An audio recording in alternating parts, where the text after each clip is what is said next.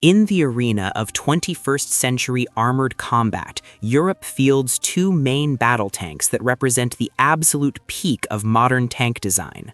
Germany's Leopard 2A8 and Britain's Challenger 3 are not legacy platforms dragged forward by minor upgrades, nor are they Cold War relics given a modern coat of paint.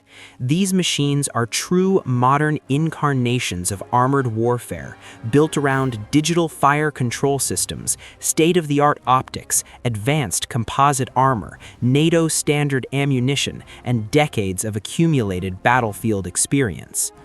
Although they are designed to fulfill the same battlefield role, the Leopard 2A8 and Challenger 3 reflect two fundamentally different schools of thought. The Leopard embodies speed, initiative, and precision, a predator designed to detect, strike, and destroy the enemy before retaliation is possible. The Challenger, by contrast, is built around resilience and endurance, a tank designed to absorb punishment that would cripple others and remain combat effective. Two machines, two philosophies, now compared head-to-head.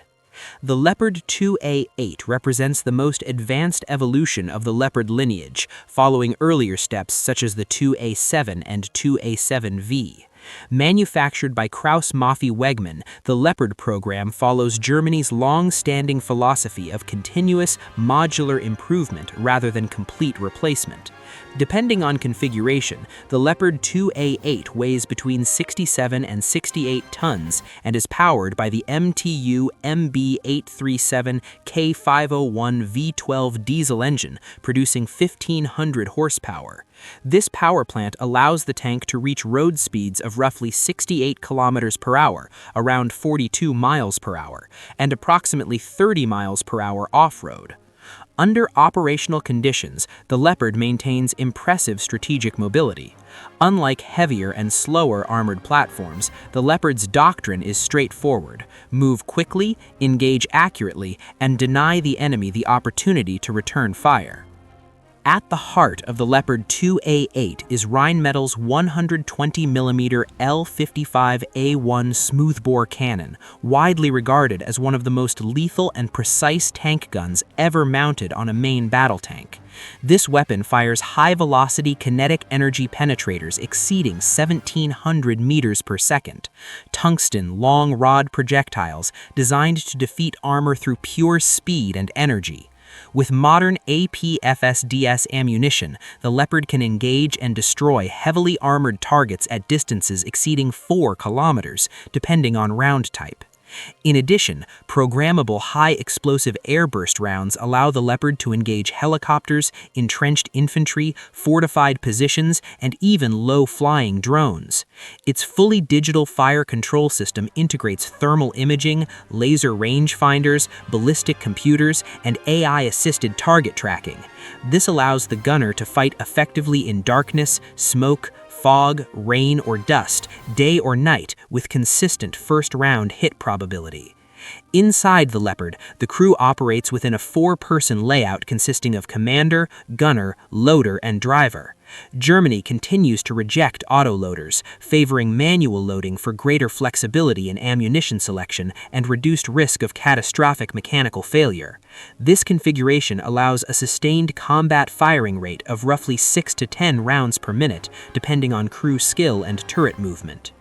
Turning to the British Challenger 3, this tank represents the United Kingdom's most advanced armored platform to date. Developed by Rheinmetall BAE Systems Land, Challenger 3 is not a clean sheet design, but a comprehensive modernization of the Challenger 2.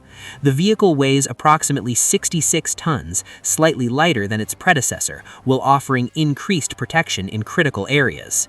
Power comes from the Perkins CV12 26-liter diesel engine, producing about 1,200 horsepower. This provides a top speed of roughly 60 kilometers per hour, or 37 miles per hour, making it slower than the Leopard but still competitive. The Challenger's operational range is approximately 550 kilometers, benefiting from more conservative fuel consumption and different transmission gearing. Where the Challenger truly excels is protection. Challenger 3 features upgraded British composite armor derived from the highly classified Dorchester armor system, widely regarded as one of the most effective passive armor solutions in service. This armor is designed to defeat modern APFSDS penetrators, tandem charge anti-tank missiles, shaped charge warheads, and top attack threats. On top of passive protection, Challenger 3 incorporates an active protection system, similar to the Trophy APS, capable of detecting incoming projectiles and physically intercepting them mid-flight. In practical terms, many anti-tank missiles fired at Challenger 3 are destroyed before ever reaching the vehicle. One of the most transformative changes in the Challenger 3 upgrade is its main armament. Britain has finally abandoned the L-30A1 rifled gun in favor of the NATO-standard 120mm smoothbore, the same Rheinmetall L-55A1 used by the Leopard. This shift eliminates decades of ammunition incompatibility and allows Challenger 3 to fire the latest NATO APFSDS rounds, including advanced depleted uranium and tungsten penetrators. The tank's fire control system includes modern panoramic commander sights with independent thermal imaging, enabling true hunter-killer operations. The commander designates targets while the gunner engages them. Digital turret architecture, common user interfaces, and battlefield networking make Challenger 3 fully integrated into modern NATO data-linked combat environments. In terms of cost, the Leopard 2A8 is estimated to range between $15 and $18 million per unit, depending on configuration and contract size. Challenger 3, as part of Britain's domestic modernization program, is estimated at roughly $11 to $12 million per vehicle. While the Leopard is more expensive, it benefits from large-scale international production and widespread export. Challenger 3 remains a more specialized platform, primarily intended for British service. Crew survivability is where Challenger has built an almost legendary reputation. During operations in Iraq, Challenger 2 tanks survived direct RPG strikes and even a friendly fire-depleted uranium penetrator hit without crew fatalities. While the Leopard also offers excellent protection through modular armor and enhanced mine resistance, Challenger's historical record for absorbing punishment remains exceptional. Mobility, however, is where the Leopard clearly holds the advantage. Its superior power-to-weight ratio results in faster acceleration, sharper pivot turns, and better cross-country performance. In soft terrain, forests, mud, and mixed snow conditions, the Leopard's agility provides a significant edge. While Challenger is unquestionably lethal if it detects the enemy first, the Leopard is statistically more likely to make first contact. Internally, Leopard's turret ergonomics are optimized for speed and efficiency under stress, with intuitive controls and high-sensitivity stabilized optics that allow accurate firing while moving at speed. Challenger's interior is rugged and robust, though more traditional and slightly more confined. Both tanks can fire on the move, but stabilization performance marginally favors the German design. Ammunition capacity also differs. Leopard typically carries around 42 rounds, while Challenger can carry approximately 52, thanks to separate ammunition storage compartments equipped with blow-off panels. This gives Challenger greater endurance and prolonged engagements without resupply. In terms of engagement range, both tanks now share similar capabilities. Leopard's APFSDS rounds can defeat modern Russian-derived armor at distances between roughly 3.5 and 4.5 kilometers, depending on ammunition. Challenger 3, using the same gun and rounds, matches this performance. Historically, British gunnery has emphasized long-range accuracy, with Challenger 2 holding one of the longest confirmed tank kills at approximately 4.7 kilometers. With the L-55A1, Challenger 3 could potentially exceed that record. Doctrinally, the difference is clear. Leopard is optimized for maneuver warfare, rapid advances, fluid operations, and high-tempo breakthroughs. Challenger is built for defensive dominance, holding ground, absorbing punishment, and crushing the enemy once the fight stabilizes. Leopard is a fast, mobile marksman. Challenger is a heavily armored stronghold with firepower to match. Logistics further highlight this contrast. Leopard parts, ammunition, and support infrastructure are widespread across Europe, with dozens of nations operating the platform. Challenger, by comparison, is almost exclusively British, resulting in simpler domestic logistics but reduced flexibility in multinational deployments. In a direct confrontation, the Leopard 2A8 would seek to exploit mobility and superior situational awareness to strike first from range. Challenger 3 would aim to angle its armor, absorb incoming fire, and respond with highly accurate counterfire.